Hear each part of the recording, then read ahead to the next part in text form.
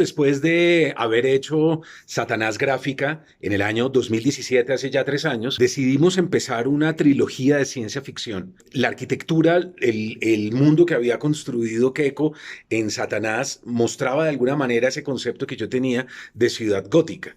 Pero a partir de ese momento decidimos hacer algo más arriesgado, futurista, como una literatura de anticipación. La idea en ese momento central era cómo desmarcarnos del realismo, del narcotráfico, de la guerra, que es lo que ha satelizado los imaginarios en Colombia. Y dijimos, hagamos literatura de anticipación, hagamos una ciencia ficción poderosa, propia. Y para eso nos demoramos muchos meses diseñando aparatos, medios de comunicación, estudiando cómo sería una ciudad después de una gran hecatombe. Y así surgió Caópolis. Dejamos el nombre Caópolis, que era como la ciudad que venía después de Ciudad Gótica. Queríamos hacer ciencia ficción porque la idea de construir una Bogotá del futuro era muy tentadora.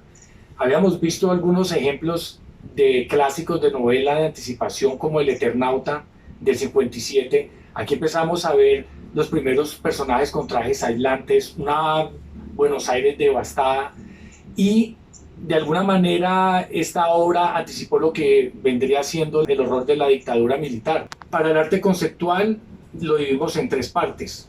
Por un lado, crear toda esta maqueta de escala metropolitana de la ciudad, pero bajo un enfoque distópico. Por otro lado, todo lo que era la creación de personajes como con un sistema de castas que lo que vendría a reflejar era un régimen de segregación en vertical. Y por último, el diseño de una tecnología que debido a la falta de recursos y materiales hace que su estética se vea muy retro.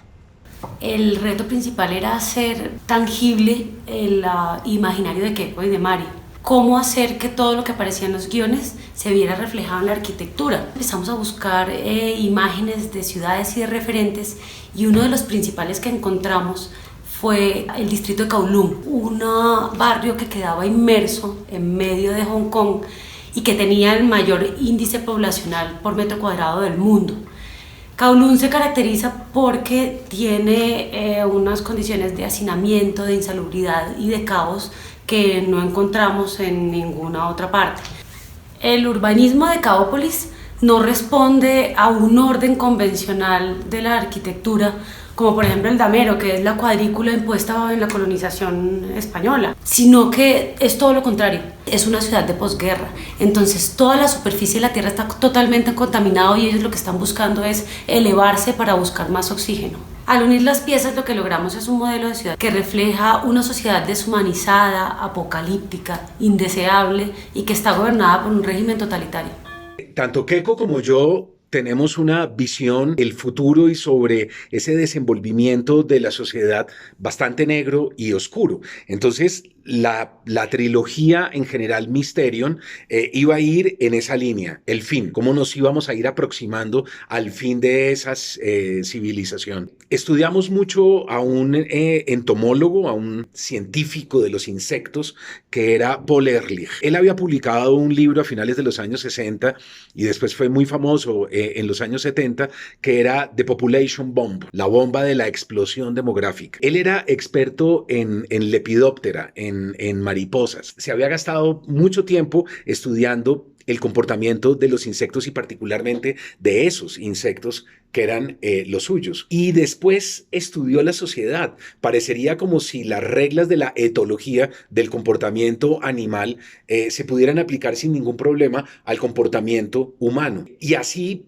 anunció una catástrofe de gran envergadura como producto de algo que era la sobresaturación del sistema. Es decir, hay un sistema aislado y si en ese sistema aislado yo sobresaturo, la entropía, la tendencia, digamos, al caos de ese sistema se va a ir acelerando cada vez más, como la segunda ley de la termodinámica mezclada con algunas reglas de la etología y de etólogos como Ehrlich. Esa fue nuestra idea central para empezar a escribir el fin de esa civilización que era la trilogía Mysterion.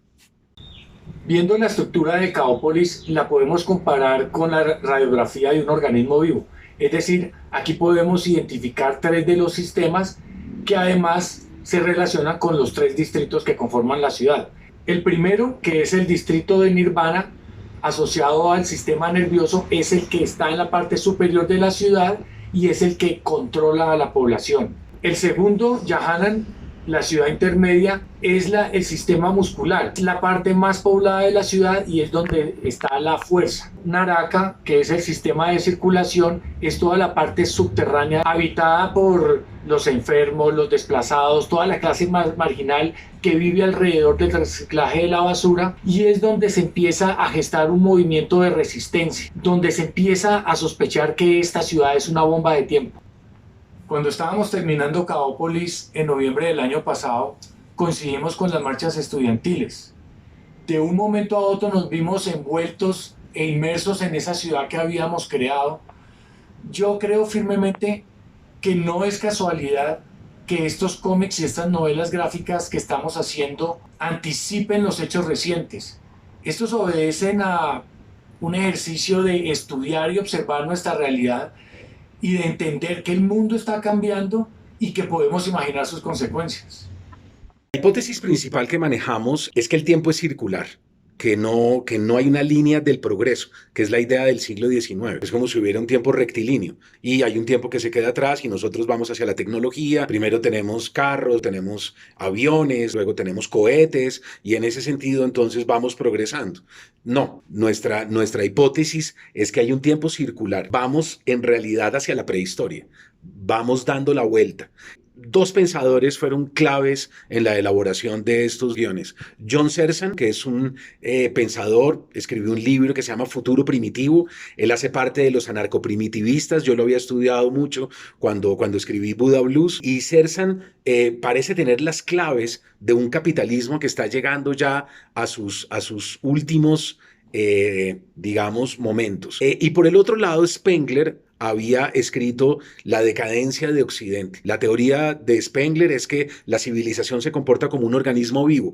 Primero nace, tiene una infancia, llega a un periodo de juventud, hay una madurez, una enorme fuerza, luego viene un decaimiento, una vejez, unos achaques y al final tiene que morir. Él sentía que la civilización ya estaba entrando en ese periodo de vejez y casi de agonía. Nosotros dijimos entre Zerzan, agarrándonos de Spengler, podemos hacer unos guiones sólidamente estructurados y así fueron apareciendo todos estos, digamos, cómics tan extraños y particulares, porque no tienen nada que ver, obviamente, con los superhéroes y con lo que se entiende en la cultura anglosajona hoy en día como cómic.